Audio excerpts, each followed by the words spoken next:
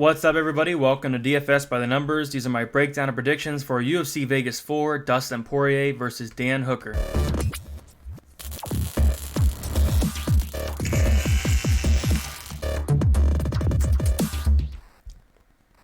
What's up, guys? Welcome back to another breakdown and prediction video. This time we are breaking down UFC Vegas 4.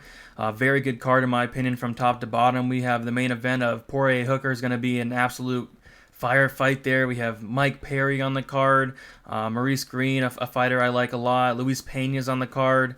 Philippe Lin's coming back against Tanner Boser. That fight should be interesting there. Miranda Maverick making her UFC debut. Lots of people making their UFC debut on this card as well. So I think it's going to be a really good fight card as a whole. I think there's going to be a lot of fights I'm really looking forward to. Coming off of a very good card last week, went 8-4 on my picks, which was, honestly pretty impressive considering there is 7 underdogs that won. Usually there's like some trolls that come on my channel like after the fight's over and comment something mean or something. None of that happened last week, so that's how you know you had a good week there, 8-4.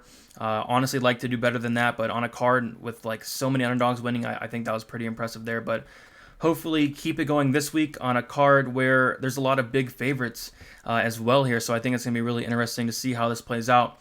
Before we start the video, if you guys can leave a like, also subscribe if you haven't yet. Really appreciate that. Almost to 3,000 subscribers. I think I need like 90 more. So if you guys watch my videos, if you guys enjoy my content, please hit that subscribe button. Almost there to 3,000. That'd be a crazy milestone. Make sure you guys tune in for the live video on Friday night, 7 p.m. Eastern Time, where I'm going to be going over my final thoughts, some of the weigh-ins, a betting breakdown, some DraftKings if you guys play DraftKings, and I'll also give out some of the bets I'm placing as well on that Friday night on around 7 p.m. And my birthday is going to be on the fights, on the day of the fights on Saturday, so we're looking forward to that. Fights on my birthday I want 2 things for my birthday. One is hopefully cash on my bets, hopefully hit big on DraftKings. Second, hopefully get 3,000 subscribers. That'd be a pretty good present there. So, let's get to it. First fight of the night, we have 2 newcomers here. Kay Hansen versus Jin Yu Frey. Honestly, watched both these fights. The first fighter that I watched was Jin Yu Frey. I was not too impressed with her at all. And then I watched Kay Hansen. I wasn't too impressed with her either, but I just think I saw more from Kay Hansen there. But Kay Hansen, she is 20 years old. She is 5'3". She is a 63-inch reach. She is 6-3, and she is 3-2 in her last 5 fights. Jin Yu Frey, she is 35 years old, which is going to be a 15 age gap there, 15-year-old age gap there. She is 5'3" as well with a 65-inch reach, which is going to have a 2-inch reach advantage on Kay Hansen. And Frey is 9-4, and she is 3-2 in her last 5 fights.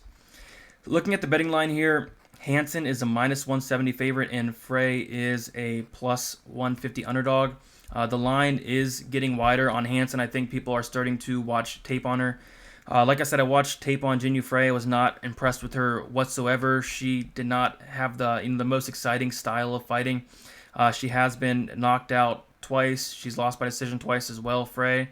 I was watching a lot of tape. I think a little bit too much tape on Frey. A lot of her fights weren't that good. I watched her get knocked out both times, and I was trying to find a fight where someone took her down and see how she fared, whether it's takedown defense or how she is on the ground. I watched a fight where she got taken down in a 3rd round, and she got dominated that whole 3rd round, ended up losing a decision, and she was giving up position. She got in a really bad position towards the end of the fight. And I think if Hansen puts her in that position, Hansen's going to maybe even finish the fight or get a submission. It just wasn't really reassuring seeing Frey on her back for about 5 minutes of the final round and ending up losing that decision. So Kay Hansen on the other side, I liked what I saw from her. I did. She's very young. She's 20 years old. At first, before I watched any tape on paper, I was like, maybe take a shot on Frey as an underdog. Because she does have the experience edge, although she does have 13 fights compared to Hansen's 9. I mean, it's not too much more, but just watching tape on Hansen, she comes out, she tries to get takedowns right away. She knows what she wants to do. She wants it on the ground. That's her bread and butter there. And I think she can get down Frey. I really do. They're going to be fighting up a weight class. They both fought at atom weight, I believe. Hansen has fought up a weight class before. I think Frey's never fought up a weight class, so I think Hansen will probably have some success here. It's just the age. The age of 20 years old, it's very, very concerning, but after watching tape, I just don't think there's any way I can pick Jin Yu Frey. If you guys want to take a shot on her as an underdog because of the age gap, because of the experience, you could. I just honestly, from watching tape, I wasn't too impressed at all with Jin Yu Frey. So give me Kay Hansen. I think she's probably going to win by either a decision, getting multiple takedowns, or even finding a submission. And wouldn't be surprised if she got a ground and pound victory at all. So I think she has a lot of paths to victory here. I'll pick her to win by ground and pound in the second round there. Not the most confident play, but just watching the tape, I like Hansen quite a bit. But she has a lot of improving to do on the feet, but she's young. I bet she's made a lot of improvements from her last fight. So hopefully we see a very good Kay Hansen here on that first fight of the night. Next we got a very good fight here: Jordan Griffin versus Yusuf Zalal.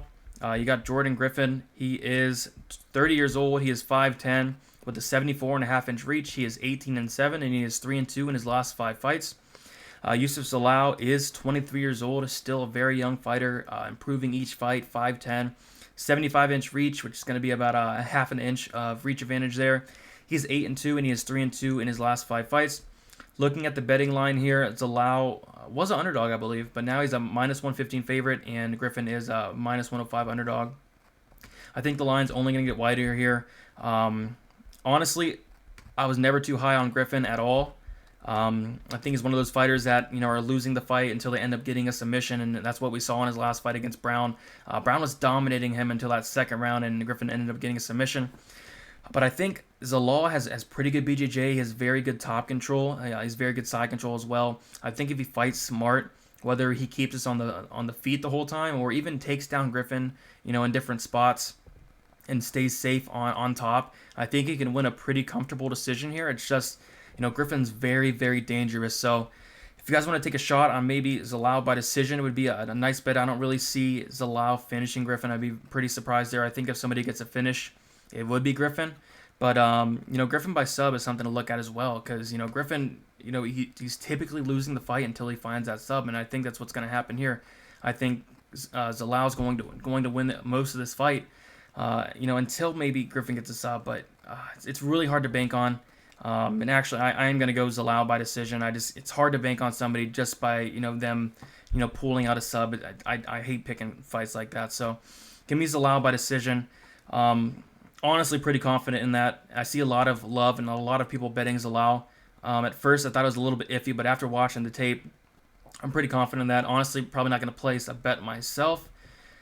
If he goes to an underdog again, yeah, I'll take a shot on him, but -115, probably stay away there. But if he goes plus money, I'll take a shot on him there. But I do like him to win here as long as he stays safe. And if I did have a bet on him, I'd be holding my breath the whole time if it goes on the ground.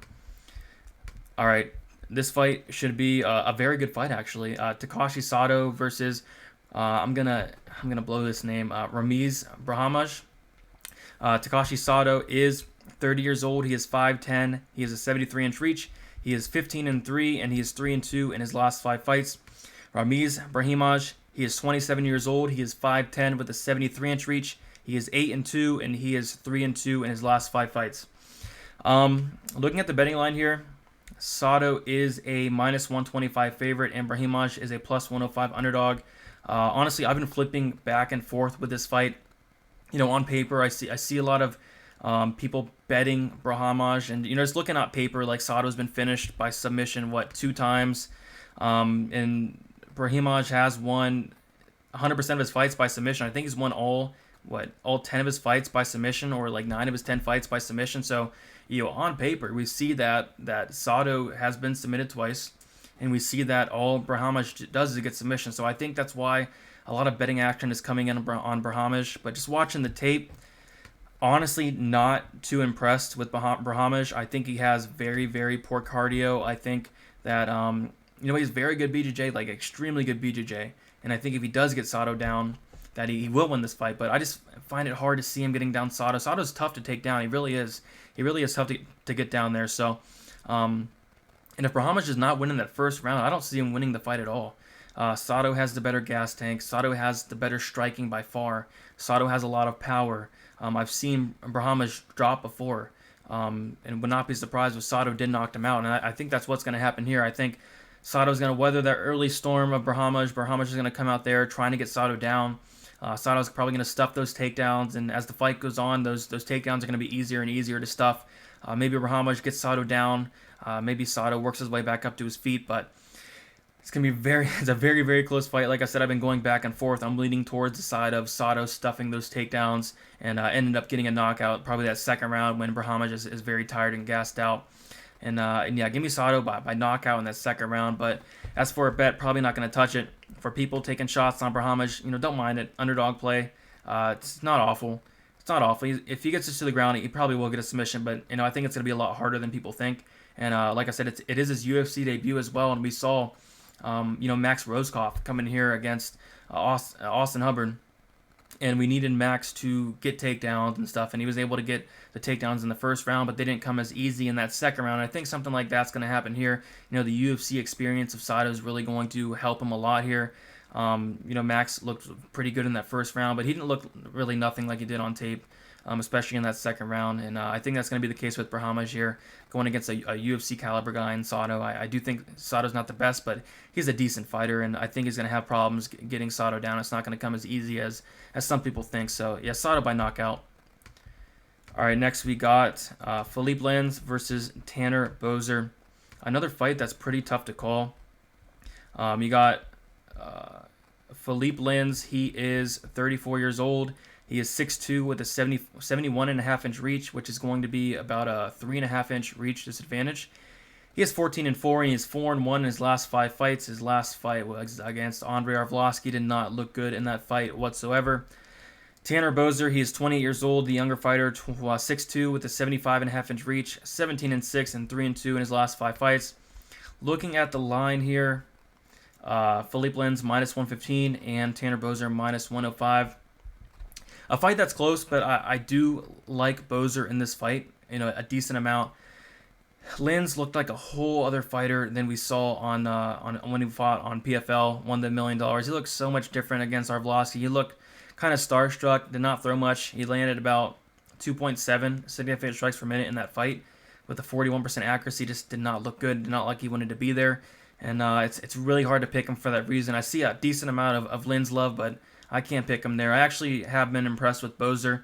Against the fight, against Spitz, he looked very, very good. He went to a decision, loss with Cyril Gane, one of the up-and-comers in the heavyweight division. And I think he has very, very good leg kicks. I think he can really chop down that leg of Lins. We saw, since that small cage has been put into effect, we saw 2 leg kick knockouts. Wouldn't be surprised if we had one here. Boser has very, very good leg kicks, and I think he's going to be able to implement those. Lins is going to need to get in on the inside, which I think is going to be easier said than done. Boser has some very good range. He has a 4-inch reach there almost. So I just think Lins is going to have a really tough time. I think if Lins is going to win, it's going to have to be by knockout. Does not throw much at all. Especially in his last fight, did not throw much. Maybe he'll come out here with a different game plan, try to throw more, but that's what he's going to need to do. But after his UFC debut, just can't pick him. I've seen more from Boser that I like a lot more compared to Lins. So I'm going to go with Boser, I think it's my first underdog. My second underdog, unless you want to count Zalal as a favorite. But Boser, I like him. I'm going to pick him to win by decision. Don't see either guy finish. If someone gets finished, it's probably going to be Boser getting finished. But Boser has a very, very good chin. He's only been finished once, and it was in one of the very first fights in his career. All right, next we have Mara Romero Barella versus Miranda Maverick. UFC newcomer, Miranda Maverick, she is 22 years old, very young. She is 5'3", with a 65-inch reach. She is 7-2, and she is 4-1 in her last 5 fights. And we got Mara Romero Barella. She is 34 years old, getting up there in age. She is 5'6", with a 69-inch reach. She is 12-8 and 1-4 in her last 5 fights. Looking at the betting odds here, Miranda Maverick -300, which is, it's kind of justifiable. It is her UFC debut, and as we know, these UFC debuters don't always look how they look on tape, but she looks pretty good on tape. I think she's a beast for the women's division here. I think she's better than Barella pretty much everywhere, so I can't complain with the line. It's just she has fought worse competition compared to Barella, but I don't think Barella's good at all. Barella lost in like the first minute of her last fight against Casey. Someone in Casey who I'm not too high on at all. Barella was able to take down Casey, and Casey submitted her fairly easy. Barella is very chinny. She's been knocked out like 3 times. She's been submitted once as well by Casey. I think Maverick could come in here and definitely take down Barella and definitely find a submission or just win a very convincing decision. Don't really see a path to victory for Barella besides maybe like a fluke knockout or a fluke submission. Maverick, I don't think has ever been finished. Might have to double check there, but yeah, I don't think Maverick's ever been finished. She's lost by decision twice. Maverick's never been finished. Barella has been finished 4 times. Like I said, 3 by KO and 1 by sub. But yeah, I like Maverick here. I like her to win. As for like parlaying her and stuff, probably not, because she is a UFC newcomer. Don't really want to lay minus 300 on a UFC newcomer that we don't know much about. But there's no reason she shouldn't win this fight here against Barella. So give me Maverick. I'm gonna go by decision, but honestly, wouldn't be surprised if she did, maybe get a ground and pound victory KO or a submission as well. But I'm pretty confident in that pick. I'd honestly be like very surprised if Barella did win this fight, UFC newcomer or not. All right, next we got Luis Pena versus Kama Worthy. Luis Pena, he is 26 years old. He is 6'3", with a 75-inch reach, which is going to be a 1-inch reach advantage, which is weird for a Luis Pena fight because he usually has a bigger reach advantage than that. But he's 8-2. He is 3-2 in his last 5 fights. Kama Worthy, he is 33 years old. He is 5'11" with a 74-inch reach. He is 15-6. And he is 5-0 in his last 5 fights. Worthy's been on quite a run. I think he's won like 6 in a row. Last time he lost was either in 2016 or early 2017. It was by knockout. That was the last time he was knocked out in like 2017, I believe. The thing about Worthy is he typically does not lose by decision. He's lost by decision 0 times, and he's lost by knockout 5 times. He's lost by submission once. Pena's never been knocked out. He's never been submitted. Pena has a very good chin. Looking at the betting odds here, honestly, a little bit surprised by this line. Pena is minus 270 and Worthy is plus 230. I'm not gonna lie. I think it could be a little bit wider than that. I like Pena a lot here. I think he's the better fighter, in every single category besides power here.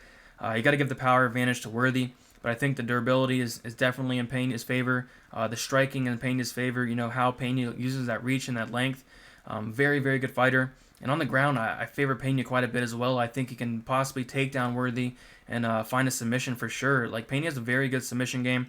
We've seen him get a submission before in the UFC. We've seen him get a knockout in the UFC before as well. I don't see Worthy surviving this fight. I mean, Pena's not really a finisher. He's not really proven to be a finisher in the UFC. Finished 2 of his last 6 fights in the UFC, 2 or out of his last 5, something like that. He's finished 2 fights, not really showing too much power.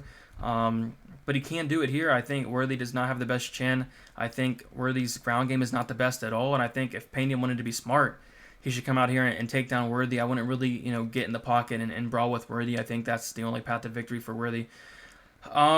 Maybe as for betting goes, don't mind Pena in a parlay at minus 270. I don't mind that. Maybe take a shot on Worthy. If you're going to take a shot on Worthy, you might as well do it by the KO prop. Probably get really good odds on that. But yeah, I like Pena quite a bit. One of my most confident plays here. We got to think of this. If Worthy did not beat Devontae Smith was minus 1,000 favorite, and Worthy went out there and knocked him out in the first minute. If he didn't beat Devontae Smith, if that fight never happened, what would the odds be for this fight? You got to think of it that way.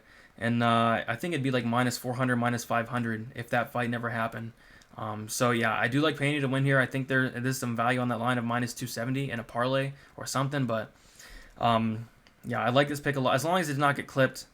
Pena is shown to have a really good chin so far. So I think it's going to hold up here. And I think if he fights smart, if he takes Worthy down, I think he can find a submission. So I'm going to go Luis Pena, first round submission here. And I do like that pick quite a bit. All right, next we got... we're going on the main card now. And we have the first fight on the main card. Sean Woodson versus Juliana Rosa. At first, it was supposed to be Kyle Nelson, but... It says Kyle Nelson right here, actually. But yeah, it's Juliana Rosa now. UFC did not update their website, as always, so just ignore that. But Sean Woodson versus Julian Rosa. you got Sean Woodson. He is 28 years old. He is 6'2" with a 79-inch reach, which is going to be about a 4.5-inch reach advantage here. And he's 7-0 and 5-0 in his last 5 fights. We also got to remember that he has a boxing background. He's a boxing background. He went like 63-3 in his boxing for his boxing record as well. So very good boxing record as well. So he's very good boxing, very good hands. Sean Woodson there. He averages 7.4 significant strikes per minute. With a 44% striking accuracy, he absorbs only 3.3 significant strikes per minute with a 70% striking defense. No takedowns for him yet in the UFC, and he has an 85% takedown defense. Pretty hard to take down, honestly. He's very tall, very lengthy, hard to take him down or hard to hold him down as well. 7 fights, he's won by knockout 33% of the time. He's won by submission 17% of the time and has a 50% finish rate. Obviously, he's never been knocked out or submitted. He's undefeated. But Julian Erosa got cut from the UFC. He is back. He is back probably for this fight only. 30 years old. He is 6 foot, 74.5-inch reach, which, like I said, is like a 4.5-inch reach disadvantage. He is 23-8, and he is 2-3 in his last 5 fights. He lands only 2.73 significant strikes per minute with a 36% striking accuracy, which is not very good at all. He absorbs a massive 6.33 significant strikes per minute, which is not good in this fight. And he has a 47% striking defense, which is, again, not very good. He averages 1.41 takedowns per 15 minutes with only a 16% takedown accuracy, which, again, in this fight, it's not looking good for him so far, just looking at the numbers. And then he has a 50% takedown defense.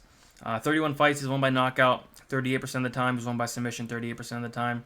He has lost by decision 4 times and lost by knockout 4 times as well. Looking at the line here, we don't have the line. We do not have the line yet, but I'm assuming Woodson's going to be like minus 350. Honestly, would be surprised if it got to like minus 400, but it could. But I'm thinking like minus 350. Pretty decent size favorite there. And as for the fight goes, I do favor Woodson quite a bit here. I think Rose is going to give him the game that, the fight that Woodson wants. He's going to stand there and try to strike with them all fight. Maybe Erosa tries to go for a takedown. Don't really see that happening. Erosa does not have the best wrestling, doesn't have the best takedowns, and Woodson does have some pretty good takedown defense. Don't see him getting it to the ground. If he does, Woodson probably going to get right back up. But yeah, I like Woodson all day here. I think he's going to put it on Erosa. I think Erosa gets hit way too much, and that's not really good against a guy like Woodson who's going to put on some massive, massive volume. Use that range, use that length, give Erosa problems the whole fight until it's either finished or Woodson wins a very convincing decision. So I think Woodson's going to win. I think he's going to get Erosa out of there late 3rd round. I just think the volume's going to add up. He's going to take a lot of damage in this fight. And, I see Woodson winning this pretty confidently. As for a bet, maybe throw him in a parlay if you want. Like if the line's right, if he's like minus 400, I wouldn't touch that. But if he's like minus 300 around there, maybe a little bit less, he's worth throwing in a parlay for sure. Don't really see a path to victory for Erosa whatsoever unless he gets like a fluke knockout. So I like Woodson quite a bit. Another one of my most confident picks for this card. All right, this fight is interesting, I guess. You got Jean Vellante versus Maurice Greene here. We'll start with Maurice Greene. He is 33 years old. He has an 82-inch reach. He is 8-4. He's 8-4 and he is 3-2 in his last 5 fights. And he is 6'7". So very, very tall fighter here in Maurice Greene. He lands 4.58 significant strikes per minute with a 44% striking accuracy, absorbs 3.83 significant strikes per minute with a 53% striking defense. No takedowns for Maurice Greene, but he does have a pretty good submission game. Has a 66% takedown defense as well, and averages 0.87 submissions per 15 minutes. So Greene has 12 fights. He's won 33% by knockout, 44% by submission, which is pretty good for a heavyweight, and he has a 77% finish rate overall. He's lost by decision twice. He's lost by knockout once. He's lost by submission once. That knockout coming from Pavlovich, no shame in that. And then the submission coming from Olenek, no shame in that as well. As for Jean Vellante, coming up a weight class here, which is, pretty concerning, especially against a guy, Maurice Greene, that is so big and tall and is going to have a huge advantage, size-wise. But Jean Vellante, he is 34 years old. He is 6'1", with a 71-inch reach. He's 6'3", with a 71-inch reach. Vellante has 76-inch reach, my bad. He is 17-11 with a 2-3 record in his last 5 fights. He lands 4.49 significant strikes per minute with a 42% striking accuracy. He absorbs a massive 6.43 significant strikes per minute, which is awful, with a 55% striking defense, which is not awful, but still gets hit a lot. Averages 0.45 takedowns for 15 minutes with only a 22% takedown accuracy, not very good at all. 83% takedown defense. 28 fights, has won by knockout 59% of the time, has won by submission 12% of the time, has a 71% finish rate overall. He's lost by decision 4 times, lost by decision 7 times, he's lost by knockout 4 times. As for the line, Maurice Greene minus 235 and Vellante plus 195. So I think this is a tough fight for Vellante. Coming up a weight class is going to be, a big factor here. Vellante does hit hard, but for the light heavyweight division, I think coming up here in a weight class against the heavyweights, I don't think his power is going to translate all that much as we usually see. So I think it's going to be pretty hard for him to knock out Greene. Greene doesn't have an awful chin. I know we got knocked out before, but Greene's chin's decent. Vellante's path to victory would be, either knocking him out or maybe landing more volume. Could possibly be a path to victory there, but I don't think Vellante is going to have the gas tank to land as much volume as Greene all 3 rounds. I think Greene has the better cardio. Greene doesn't have outstanding cardio or anything, but I think Greene has the better cardio of the two. Vellante does not have much cardio at all. I just see Greene probably knocking out Vellante some point in this fight, probably the first round. Just don't think Vellante stands too good of a chance here. I think the size is going to be absolutely insane. You guys remember OSP came up in weight class against Ben Rothwell. I think it's going to look something like that. But OSP actually has some height on him. I think Greene's going to have like a 4-inch height advantage. So we're going to look at him on the scales. I think Greene's going to have a pretty decent size advantage as well. So give me Greene by knockout. We've seen Vellante knocked out plenty of times before, and I wouldn't be surprised if he came up here and got knocked out as well. So Maurice Greene by knockout. As for the line, probably wouldn't parlay that. Don't really want to trust a guy like Greene in a parlay. Wouldn't bet it straight. I think the line's probably too wide to bet it straight there. Just probably watch it from a fan standpoint. No action in a bet. If you guys want to parlay Greene, should be fine. It's really really hard to trust a guy like Greene there. Both these guys are pretty low level. All right, now we have Brendan Allen, a guy I'm really high on, versus Kyle Daukaus. Brendan Allen, a guy that I used to not be so high on. I used to kind of not like him too much. But after watching him grow as a fighter, after watching him his past couple fights, he's looked phenomenal. He's making improvements fight after fight. Brendan Allen, he's 24 years old. He is 6'2" with a 77-inch reach. He is 14-3 and he's 5-0 in his last 5 fights. Kyle Daukaus, he is 27 years old. He is 6'1", 76-inch reach. He is 9-0 and 5-0 in his last 5 fights. So I want to point out some things with some stats. Brendan Allen has finished 31% of his fights by knockout and 62% by submission with a 92% finish rate. And Kyle Daukaus has 0% of his fights won by knockout. He's won by submission 89% of the time, which is 8 out of 9 fights he's won by submission. Brendan Allen has been submitted once, and Daukaus obviously undefeated. Looking at the line here, Brendan Allen is minus 300 and Daukaus is plus 250. I do think the line's a little bit wide because Allen's going to probably most likely give the fight to Daukaus that Daukaus wants. Daukaus wants us on the ground. Whether he's on the bottom, he's more than comfortable on the bottom. He's comfortable on the top as well. I think Allen's the better striker. I think he's the stronger fighter. I think if there is a takedown, it's probably going to be Allen. And honestly, I wouldn't be surprised if he did take down Daukaus. Daukaus is extremely dangerous off his back. That's why I think the line could be a little bit closer here. And it does concern me quite a bit for picking Allen here. But Daukaus, when he's on his back, he's throwing up submissions nonstop. He's looking for an arm. He's looking for a leg. He's looking for the neck. Nonstop looking for stuff off his back. And if Allen makes one wrong move, he could get caught in a submission. Like Daukaus has very good BJJ, but I gotta favor Allen here. I think he's gonna be the stronger fighter. I think he can, if he gets takedowns, play it smart on top, land some ground and pound, maybe find a submission for himself as well. Like Allen's improved leaps and bounds every single fight. We've seen his last 2 fights, getting finishes in his last 2 fights against pretty decent opponents. Daukaus is no joke. He's going to have a future in the UFC for sure, but Brendan Allen, a guy that I'm very high on right now, and I don't see him losing this fight unless he does make a mistake and gets caught in a submission. But if he keeps us on the feet, I favor him on the feet quite a bit.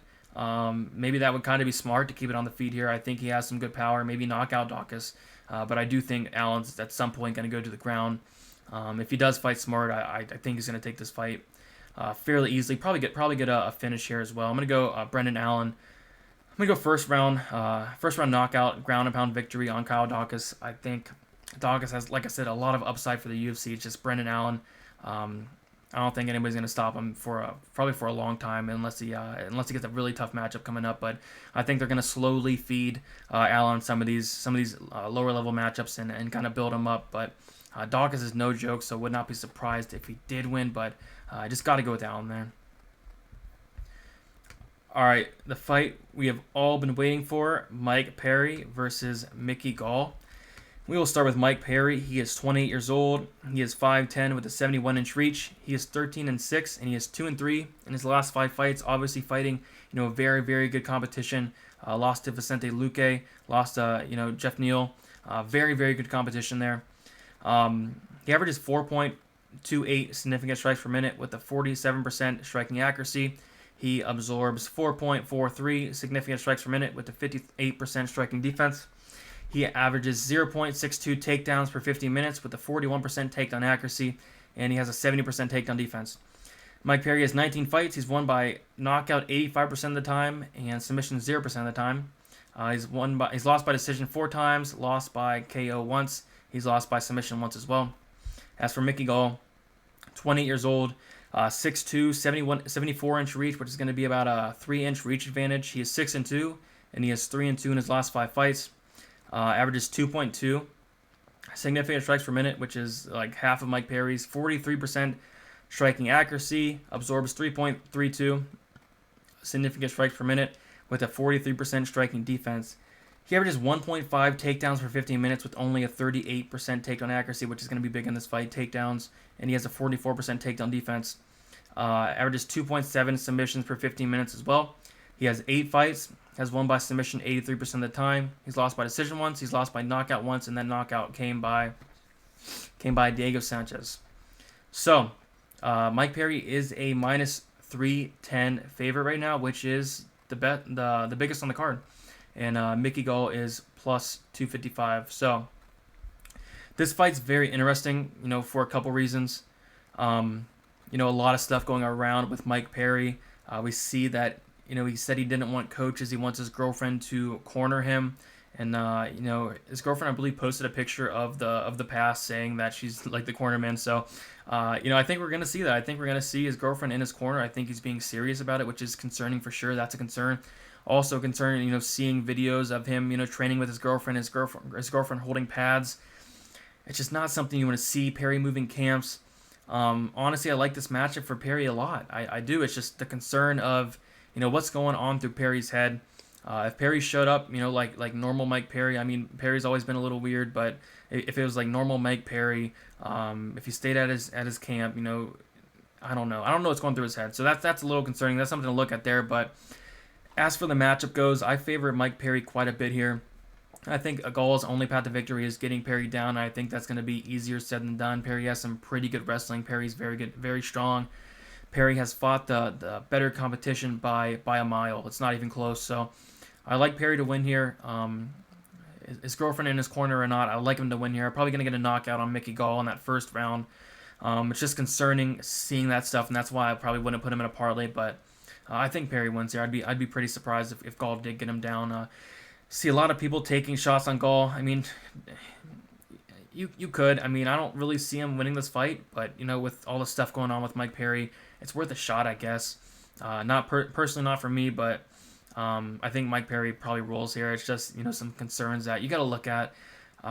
Maybe he's joking, but with the picture I saw of his girlfriend posting the pass, it's probably a real thing. So that's gonna be interesting to see. I can't wait to hear what she has to say from the corner. It's gonna be really interesting. Hopefully she's mic'd up. That'd be really funny to watch. But yeah, Mike Perry all day here. Not too high on Gall at all. I know Gall looked pretty good in his last fight, but again, lower competition. Perry should absolutely smash here if the right Mike Perry shows up. If he's been training, even halfway as much as even half as much as he usually does, I think he should win here pretty easily. So Mike Perry, and probably by knockout first round. All right, a really good fight here. The main event, Dustin Poirier versus Dan Hooker.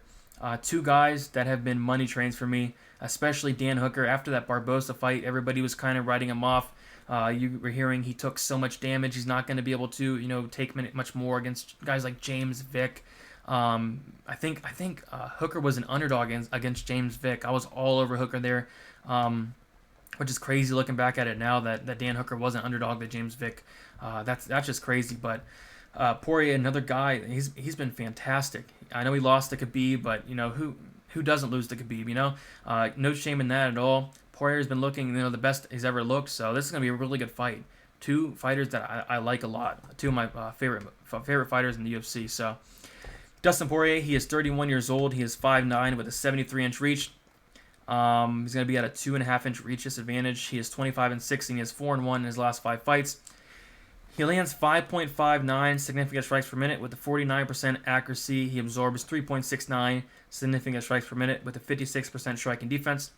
Averages 1.75 takedowns per 15 minutes with a 41% takedown accuracy. He has a 69% takedown defense, which I don't think this fight's going to go on the ground. I'd be pretty surprised if it did. I think these fighters are going to stand the whole time. And averages 1.32 submissions per 15 minutes. Poirier has 31 fights, has won by knockout 52% of the time, has won by submission 24% of the time. He has a 76% finish rate. Poirier's lost by decision twice, he's been knocked out twice, and he has lost by submission twice. Dan Hooker, he is 30 years old, he is 6 foot with a 75.5-inch reach, 20-8 record, 4-1 in his last 5 fights. He lands 4.35 significant strikes per minute, which is about one less than Poirier, with a 43% striking accuracy, which is not the best. Absorbs 5.13 significant strikes per minute, which is actually a decent amount that he absorbs there. It takes a lot of damage. 54% striking defense, not awful. Averages 0.47 takedowns per 15 minutes with a 37% accuracy. Has a 77% takedown defense. Like I said, I think this is going to play out on the feet. Hooker does have 28 fights. He's won by knockout 50% of the time. He's won by submission 35% of the time. And Dan Hooker does have an 85% finish rate. He has lost by decision 6 times, lost by knockout once to Barbosa, and then lost by submission once as well. Looking at the line here, Poirier is a minus 220 favorite, and Dan Hooker is plus 180. And this fight is very, very intriguing.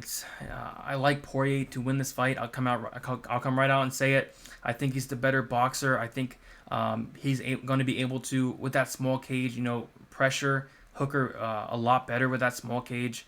Be able to cut off the angles a lot better. I think Hooker's not going to be able to use his reach and his length as much in that smaller cage. I think the smaller cage does favor Poirier quite a bit. But on the flip side, Hooker's live for sure. That's the thing. Hooker's live. Hooker hits hard. We've seen Poirier knocked out before, but I think Poirier's the better fighter here overall. I really do. This is a step up in competition for Hooker, no matter how you look at it. I mean, he's coming from fighting guys like Paul Felder, which Paul Felder is awesome.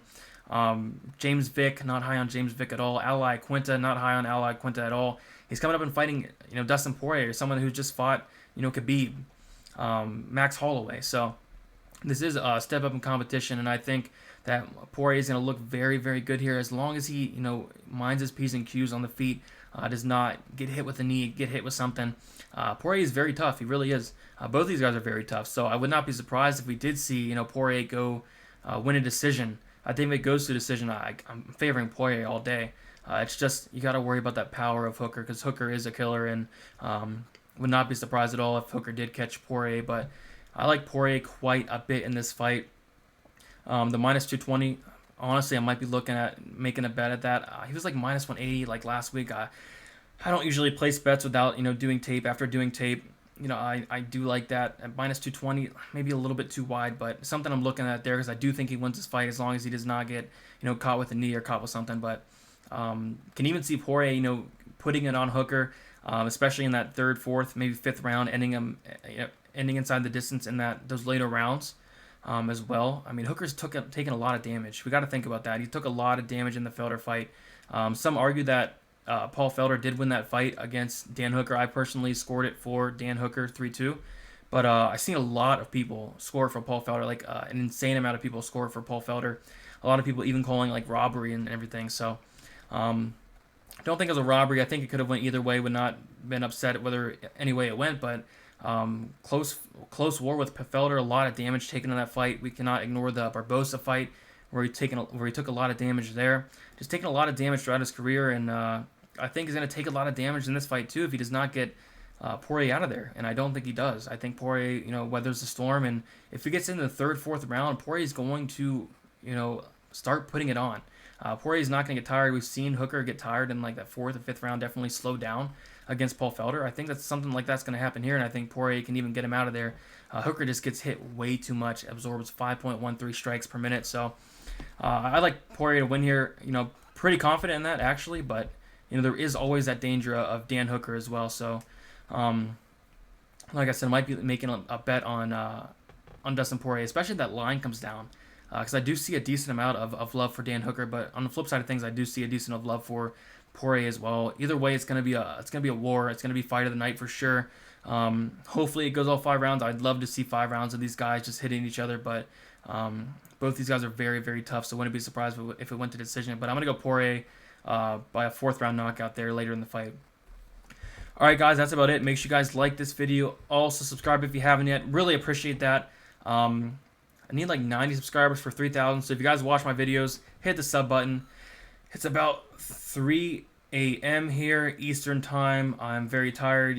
Spent all day researching these fights. It took me a lot longer than I expected because there is like 9 fighters that are either debuting in the UFC or having their like second fight at the UFC. So took a lot of research today. So I wanted to get that out there for you guys. I thought I'd have to delay it a day, but was able to get all that done for you guys. Make sure you guys tune in Friday for the live stream. Lots of great stuff on there. Final thoughts, going over the weigh-ins, going over bets, going over DraftKings, answering any question you guys have.